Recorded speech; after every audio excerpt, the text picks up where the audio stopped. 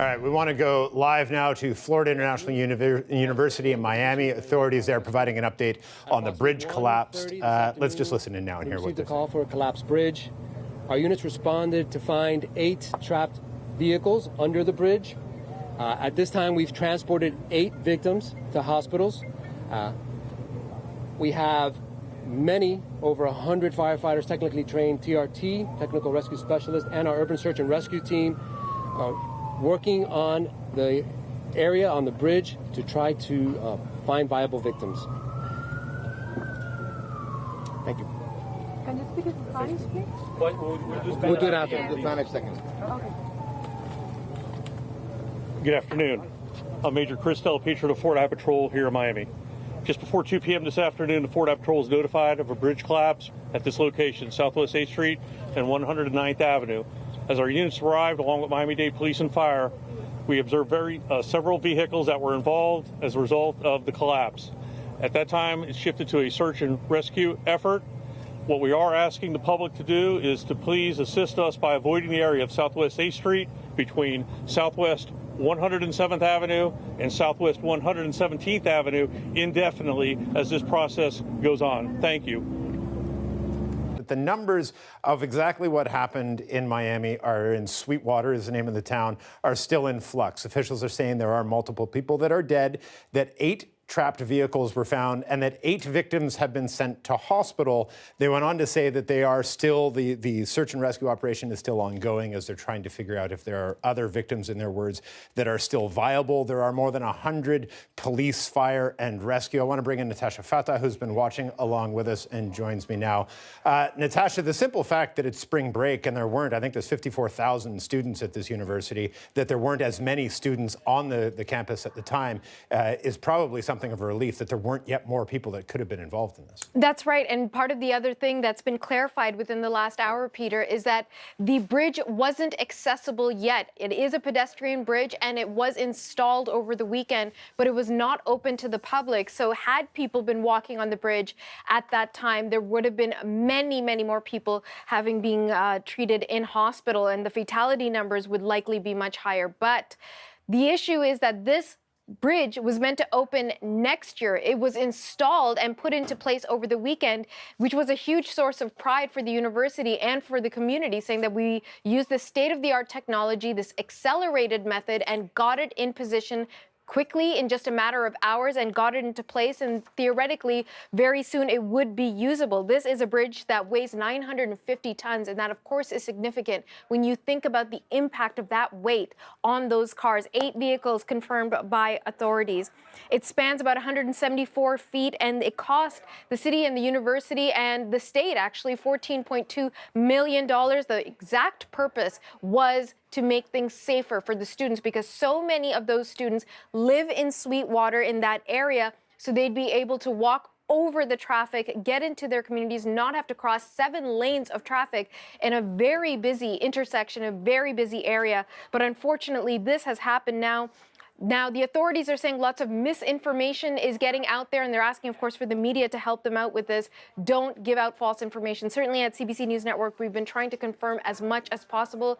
We heard what the public just heard, which is they're confirming that there were fatalities, confirming 8 people being treated in hospital, and that 8 vehicles were trapped when the bridge collapsed. There is still a significant first responder presence there, about 100 people, and they're still trying to dig out. But right now, the main concern is figuring out who's still under there, if there is anyone, getting them out, getting them treatment. And then certainly in the subsequent days, the question will become, Peter, how did this happen? Why did this happen? And is someone going to be held responsible for it?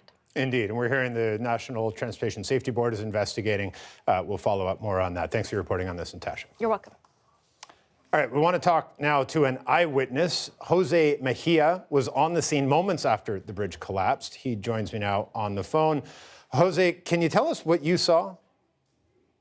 Yes, I was enjoying coffee with the assistant chief of police and other city officials at the time, literally 300-400 feet away from the occurrence, the collapse of the bridge. and we were actually conversing about this past Saturday. The bridge just went up on Saturday. It was just installed at 4 a.m, and we were actually happy. We're actually happy about the unveiling. We were conversing about it, and one minute to the other, we hear a bang.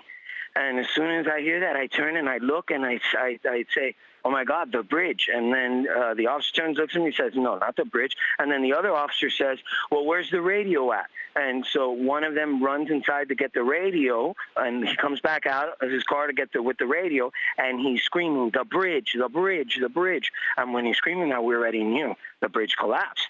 I run. It only took me half a minute, not even 20 seconds to get there.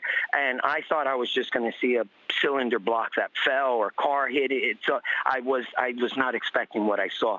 And as you can see on my Twitter feed, the pictures that I posted, before they cornered it off, over at least 10 cars, 11 cars there under that bridge, stuck there. It was just very, very, very, very traumatic. This is something that was supposed to keep pedestrians safe. This was something that was built with safety in mind, and it has exactly done the opposite. It has failed us. It's failed both FIU and the city, and I think it's horrendous. I think it's a huge tragedy. I really do. Indeed, and I can't imagine what it would have been like to be there so close to that. Are you still there? Can you give us a sense of what the scene looks like now? I am. I'm here right now. The scene is a lot of chaos. You have news media everywhere. We have perimeters. We basically have blocks closed off here. We have all of 8th Street closed. We have all of 7th Street, 6th Street, all of 5th Street. We have 109th where the incident occurred closed. We have 107th closed. We have 112th closed. This is something that's going to happen for days. The bodies that are going to be coming from under that bridge, unfortunately, is a lot. And we have even now a command center set up in our city where individuals, relatives of the victims, or people calling to inquire on the whereabouts of their family or friends or relatives can call, and we are there to assist them and help them. You were talking about how you and your friends were talking about the bridge and how it just sort of got delivered and was not open, but was put into place over the weekend. Somebody told me, were you at the ceremony that actually sort of unveiled it? What? Yes, I was. I ran for commissioner in the city of Sweetwater. I'm running again next year, so I'm always partaking in all city activities. I was there during the ceremony unveiling. We had Congressman Diaz-Balart there. We had top city and county officials there, and we even had George Munilla, the president of the Munilla Construction Management Company, the one that's known for this project.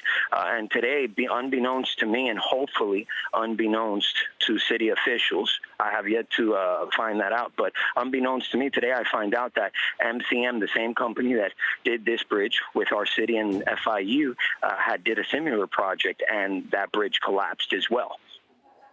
And the whole thing, we're looking at pictures of it now. And Natasha Fata was just telling us it's 174 feet long, it's 950 tons, and yet in something they call accelerated bridge construction, it was put in place in a matter of a few hours. Were there safety concerns raised about, or were people just sort of marveling at how quickly they could do such a great thing? I think people were more concentrated on people were more happy and pleased at the completion of the project, and I think they rushed it. I think they didn't have any ill intentions, but nonetheless, I was there Saturday morning. It took over 340 tires to have that bridge, to drive that bridge over here and set it in place. We had 107th Avenue shut down and 8th Street.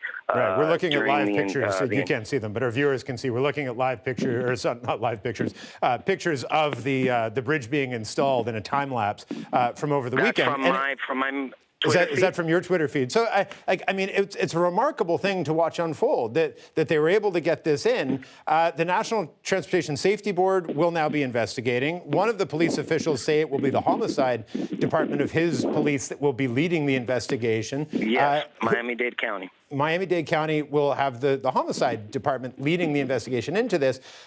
Who do you think needs to be held responsible for this?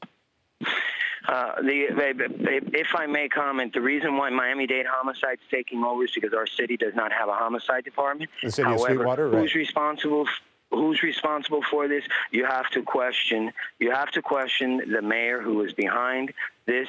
You have to question other sitting officials who are behind this, and then you have to question, did they know that MCM did a previous project, that same project had this same occurrence where a bridge collapsed? And if they knew, then why were we negligent in giving them that project? That's the question people need to ask right now. And next year, those same questions people are going to answer at the ballot.